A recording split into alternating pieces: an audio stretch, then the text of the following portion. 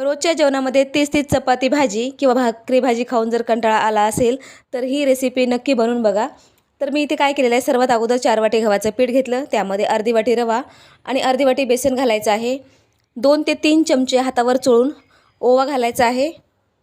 चवीनुसार मीठ घालायचं आणि अगदी अर्धा चमचा, छोट्या चमच्याने अर्धा चमचा इथे खाण्याचा सोडा घालायचा आहे। त्यानंतर इथे 4 वाटी मी इथे गव्हाचं पीठ घेतलं आहे, तर 4 चमचे इथे आपल्याला तेल घालायचं आहे आणि छान आपल्याला हे सगळं पीठ मिक्स करून घ्यायचं आहे।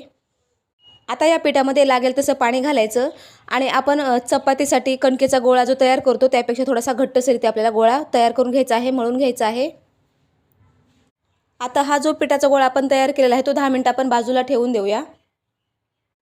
10 मिनिटांनंतर पिठाचा एक मोठ्या आकाराचा गोळा घ्यायचा आहे आणि आपल्याला इथे पोळपाटावरती जाडसर अशी चपाती लाटून घ्यायची आहे। त्यानंतर या चपातीचा आपल्याला रोल तयार करून घ्यायचा आहे आणि हा रोल जो आहे तो दोन्ही बाजूने आपल्याला इथे पॅक करून घ्यायचा, दाबून घ्यायचा आहे। तर अशा पद्धतीने मी इथे पिठाचे 4 ते 5 रोल तयार केलेले आहेत, मध्यम आकाराचे रोल आहेत आणि एका चाळणीला मी इथे तेल लावलेलं आहे, त्यावरती हे रोल ठेवायचे आणि आपल्याला गॅसवरती 15 ते 20 मिनिटं कमीत कमी आपल्याला हे रोल उकडून घ्यायचे आहेत, शिजवून घ्यायचे आहेत।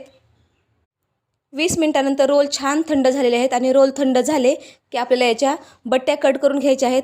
तर हो, आज आपण बनवणार आहोत डाळ बट्टी। तर मग इथे आपल्या बट्ट्या अशा पद्धतीने कट करून घेतलेल्या आहेत।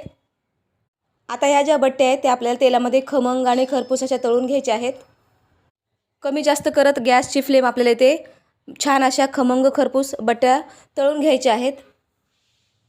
तर इथे मी सर्व बट्ट्या तळून घेतलेल्या आहेत, अगदी खमंग आणि खुसखुशीत अशा बट्ट्या तयार झाल्या होत्या आणि या बट्ट्यासोबत खाण्यासाठी मी छान असे इथे डाळसुद्धा बनवून घेतलेली आहे।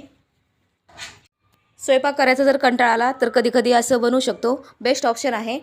त्यानंतर इथे मी छान अशा बट्ट्या तोडून घेतलेल्या आहेत, त्यावरती वरण छान वाढून घेतलेलं आहे, डाळ वाढून घेतलेली आहे आणि त्यावरती आपल्याला ते चमचाभर तूप घालायचं आहे। वाव, एकदम छान लागते।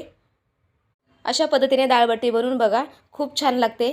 तुम्हाला कशी वाटली रेसिपी कमेंट करून नक्की सांगा। व्हिडिओ आवडल्यास लाईक करा, शेअर करा, सबस्क्राईब करा। भेटूया आपण पुढच्या व्हिडिओमध्ये, तोपर्यंत धन्यवाद।